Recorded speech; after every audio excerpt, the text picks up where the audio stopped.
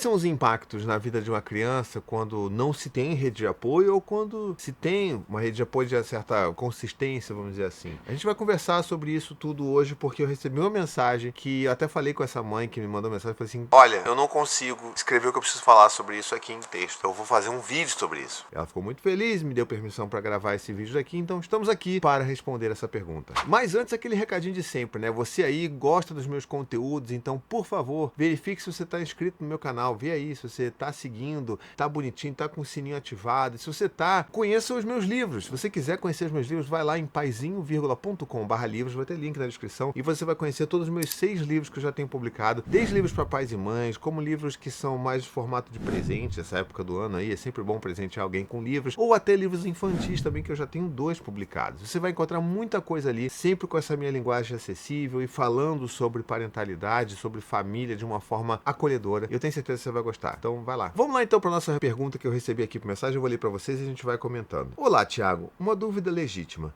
Estou refletindo sobre redes de apoio e impacto na criança. Cenário. Uma criança com uma rede de apoio grande, seja paga ou não, ou seja, quando ela fala paga é babá, né? E não paga seria, no caso, avô, avó, tio, tia, essas coisas. Comparada com outra que não tem o mesmo privilégio. As mães dessas 2 crianças se revelam de forma muito distintas. Uma estará mais disposta, entre aspas, e até mais feliz, e outra nem tanto. Aí aqui eu já faço uma pausa. Vamos falar sobre isso daqui, porque essa pergunta que ela faz, ela é muito interessante no sentido de que não tem como a gente determinar as coisas. Não dá. Assim, eu sei que rede de apoio para uma família, não vou nem dizer para uma criança, né?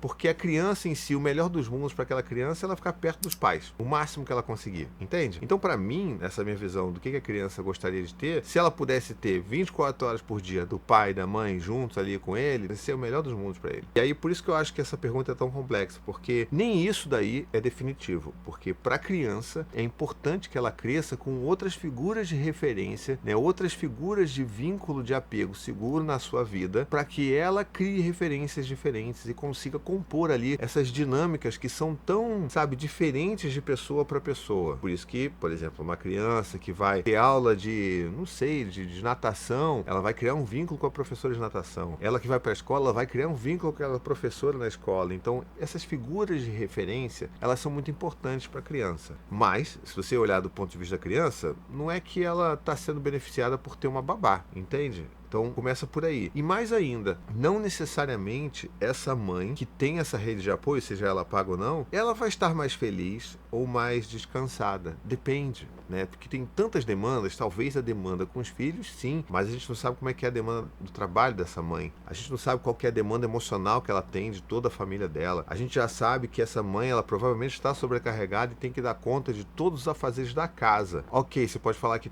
ter uma funcionária que vai cuidar da organização da casa, da limpeza da casa, e se enquadra como rede de apoio. Tá, ela talvez vai estar mais descansada. Sim, mas não necessariamente. E feliz, principalmente, eu acho que essa é aí que o bicho pega. Não tem forma alguma que a gente possa garantir que essa mãe estará, de fato, mais feliz. E eu vejo isso, inclusive, na minha clínica. Quando eu atendo meus pacientes que são mães, eu vejo o quanto que isso não é garantido. Eu vejo que existem pacientes minhas que têm acesso a babás, que não têm acesso a babá, que contam com o apoio de avós para cuidar dos filhos, e não é regra que elas sejam mais felizes porque elas podem contar com essa rede de apoio, porque elas vão ter muitas outras questões. Vai ter outras questões, tal qual a culpa dela não poder estar cuidando do próprio filho. Isso é algo que consome toda mãe. A gente sabe disso. Ainda mais a mãe, porque a mãe ela é cobrada, porque a sociedade espera que essa mãe, o trabalho dela, a obrigação dela seja cuidar dos filhos. Se ela não faz isso, precisa pagar para outra mulher para fazer isso, quando a gente está falando de uma babá,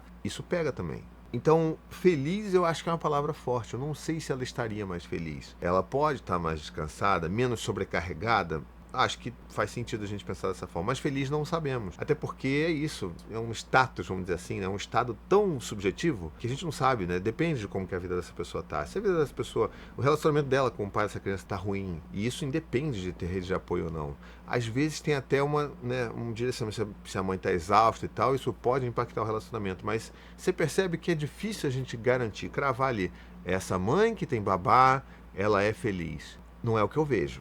As pessoas na minha clínica. Não é o que eu vejo. Tem muita mãe que se sente muito infeliz, mesmo com rede de apoio, sabe? Então, assim, pode contribuir para um bem-estar, para uma não sobrecarga, ou por reduzir um pouco a sobrecarga materna? Pode até ser, mas eu acho que é importante a gente fazer esse recorte. E aí ela continua aqui. Qual o impacto para a criança de observar a mãe em poucas ou até limitadas nuances de emoções? Porque a criança com menos rede vai conviver com uma mãe cansada, que pode ficar irritada por muitas vezes. E a outra mãe talvez tenha mais chances de mostrar uma versão mais plena dela. Eu não sei se as coisas funcionam dessa forma. De novo, conhecendo tantas mães que fazem uso, assim, diariamente de babás, eu sinceramente eu não vejo isso como esse caminho. Eu acho que tem dificuldades dos dois lados. Eu acho que às vezes a gente superestima a rede de apoio como se fosse, sabe, aquilo que vai garantir o sucesso de qualquer parentalidade. Toda parentalidade é falha e tem seus fracassos. Seja com babá, seja com avô, com avó, seja com quem quer que for. Toda parentalidade está ali destinada à falha e ter os seus fracassos ali pontuais. Toda. Porque faz parte da nossa condição humana. A gente não é perfeito. E o fato dessa mãe ter ou não mais condição de demonstrar emoções ou de estar mais plena, eu acho que isso tem muito mais a ver com o fato dessa mãe ter algum amparo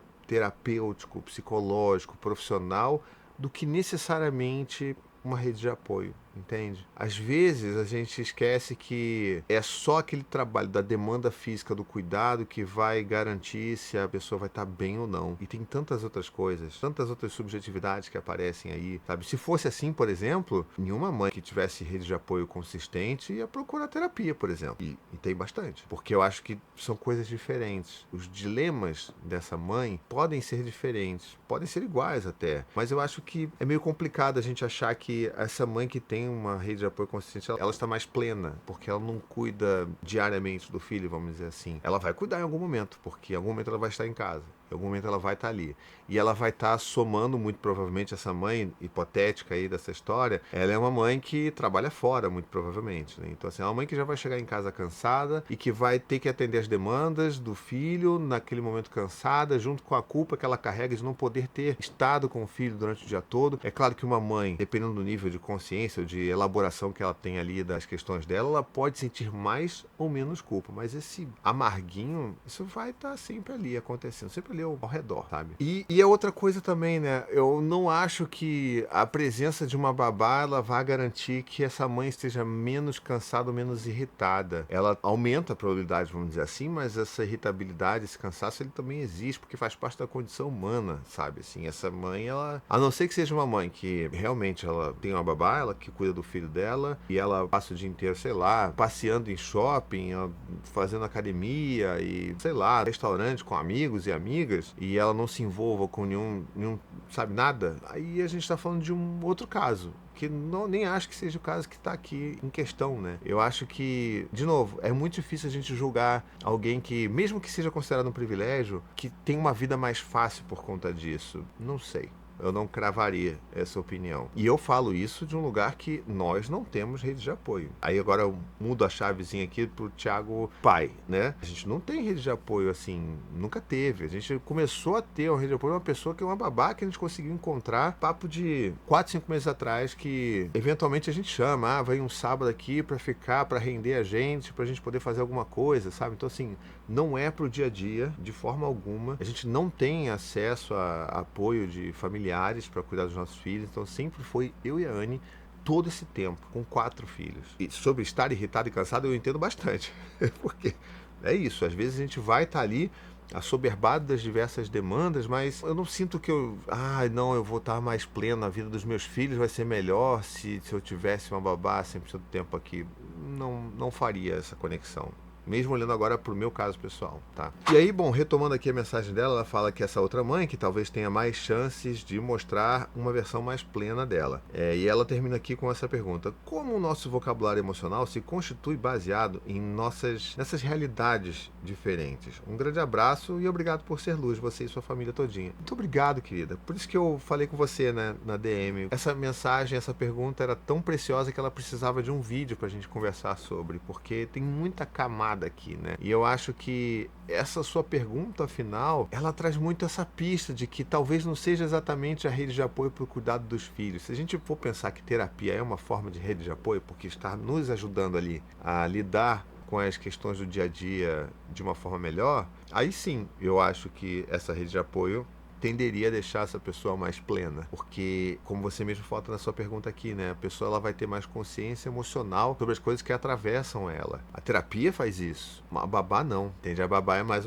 ela tira aquele trabalho de cuidado direto, né, ali de linha de frente com os filhos, e todas as outras questões elas continuam existindo, inclusive questões com a própria babá, porque a gente sabe que tem babás que às vezes vão ser um pouco mais duras no trato com seu filho, você vai entrar naquele dilema, poxa, ou que vai falar de uma forma atravessada para você ou pro seu esposo, e aí como é que esses conflitos são gerenciados? Então assim, nem sempre você ter alguém que vai fazer esse cuidado, ele é assim, a Nossa Senhora, salvou tudo. Não. E eu tô falando de babá, que é alguém que você paga. Quando a gente passa para cuidado de rede de apoio que é de familiares, né, seja avós, tios, essas coisas, aí realmente traz muita dor de cabeça. Não tô falando que é sempre horrível, não, mas assim, às vezes o preço, o custo indireto de você ter essa rede de apoio, e quem conta com essa rede de apoio vai saber do que eu tô falando. Às vezes o custo indireto de você solicitar uma rede de apoio de um familiar seu é muito mais alto, emocionalmente, afetivamente falando, do que se você simplesmente pagasse a diária de uma babá, tá? Porque não é simples. A gente está falando aqui de muitos outros conflitos que trazem muita angústia para qualquer pai e qualquer mãe. Essa coisa de como é que o meu filho vai ser cuidado quando ele está na casa da avó, sabe? Isso eu recebo aos montes, esse tipo de pergunta. Reclamação, inclusive, de desabafo na minha DM. Porque é isso, a pessoa fala, cara, eu cuido do meu filho, eu faço isso, mas aí quando ele fica na casa da avó, sabe, a avó dá doce adoidado, a avó deixa comer o que quiser, a avó deixa ver TV o dia inteiro. E aí você fala, como é que eu lido com isso? Então, esse é um custo, e isso angustia por demais essa mãe e esse pai. Muito mais a mãe do que o pai, porque o pai, né, a gente precisa ser honesto, né, o pai se implica quase nada quando o assunto é cuidar dos filhos e decisões sobre a vida dos filhos. Infelizmente, né? A gente está trabalhando para mudar isso, mas infelizmente a maior parte do cenário brasileiro é esse. Mas você vê o quanto de questões que aparecem quando a gente também recorre a uma rede de apoio. Então, não, meu filho fica a parte da tarde, fica na casa da avó. Pode ser que seja muito bom, mas não necessariamente. Pode ser que essa mãe ela tenha muitas outras demandas e inseguranças que uma mãe que está ali direto cuidando, mesmo que esteja exausta, ela não tem que se preocupar. Porque ela sabe das coisas que estão acontecendo, ela sabe o que precisa fazer, ela vai lá e resolve, dá do jeito dela, ela vai estar cansada, e a gente sabe disso. Cuidar de filho é cansativo, cuidar de filho é um trabalho, e é dos mais trabalhosos que tem, e mais ainda, é um de maior responsabilidade que a gente tem. Eu sei disso. Eu sei o quanto que você, às vezes, dá 6 horas da noite e você quer passar o seu crachá de pai, assim, ou de mãe, né, no caso, mas o meu, quero só passar o crachá, não aguento mais, só quero que os meus filhos durmam, porque eu tô exausto, e aí eu vou estar impaciente, e aí as respostas que eu vou dar para as demandas dos meus filhos são respostas mais impacientes, e eu vou perder o controle mais vezes. Mas, sabe, isso não é garantia de que vai ser resolvido quando a gente está falando de redes de apoio quaisquer, porque outros dilemas acontecerão. Por isso que eu não acho que é tão simples responder essa sua mensagem, essa sua pergunta, esse seu texto é tão rico, porque abriu pra gente aqui ter um monte de reflexão, e que a real é que não existe resposta, né? Acho que ficou bem claro aqui ao longo dessa minha conversa aqui. Não existe resposta, porque eu não posso afirmar aqui que, sim, realmente, os filhos de uma mãe e de um pai que tem condição, que tem o privilégio da rede de apoio, serão filhos que terão uma vida mais plena. Não posso de forma alguma cravar isso. Não posso mesmo. E nem que esses pais tenham uma vida mais plena. Não posso. Porque ter uma vida plena implica em muito mais coisa do que só quem de fato está cuidando e, né, fazendo aquele trabalho de cuidado diário do seu filho. Então, por isso que eu acho que, se for para consolidar tudo aquilo que a gente está conversando aqui, o que mais garante que essa mãe tenha uma vida mais próximo de ser plena, porque pleno mesmo nunca ninguém vai ser. Eu, como psicanalista, não posso dizer para vocês assim, olha, a fórmula da plenitude humana é essa. A gente sempre vai estar tendo que enxergar, lidar com o luto, lidar com a falta, lidar com a perda. Então, a plenitude completa não existe. Principalmente dentro do olhar psicanalítico, não tem como a gente chegar nesse lugar. Então, se a gente está olhando para esse cenário, o que mais pode garantir que a gente tenha, talvez, acesso a uma forma de lidar melhor com tudo isso é se a gente tiver condição e privilégio de ter acesso a um tratamento terapêutico, seja com psicólogo, seja com psicanalista. Então eu acho que isso daí para mim se torna ainda mais relevante dentro desse conceito que você traz aqui, desse contexto, né, de saúde mental, de lidar com as emoções, de ter esse repertório emocional para lidar com as coisas, do que necessariamente ter babá ou não, ou ter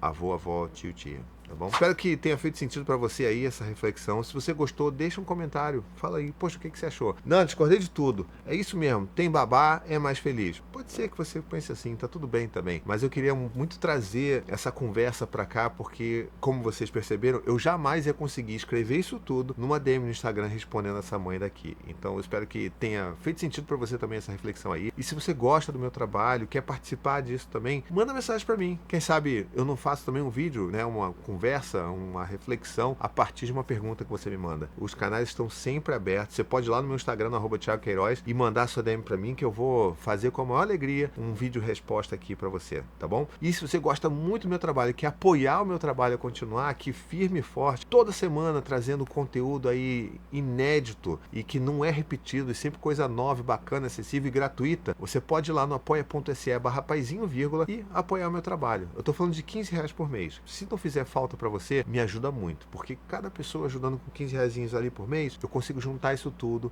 e pagar a produção de todos esses vídeos que eu já faço há, sei lá, mais de 7, 8 anos aqui no YouTube, sabe? Então, se você puder fazer isso, eu vou ficar muito grato. E você, além disso, de poder me ajudar, você vai ter acesso ao meu grupo de apoiadores secreto lá no WhatsApp e a gente vai poder conversar, trocar ideia, se ajudar. Uma comunidade muito bonita. O nome do grupo, para você saber, já vou dar a pista aqui, é Apegados do Paizinho. Então, se você vai lá, você vai entrar, a gente vai conversar, se acolher. É um lugar muito bonito que a gente fala não só sobre os vídeos que eu faço aqui, mas sobre a vida, sobre os dilemas de todo mundo também. Tá legal?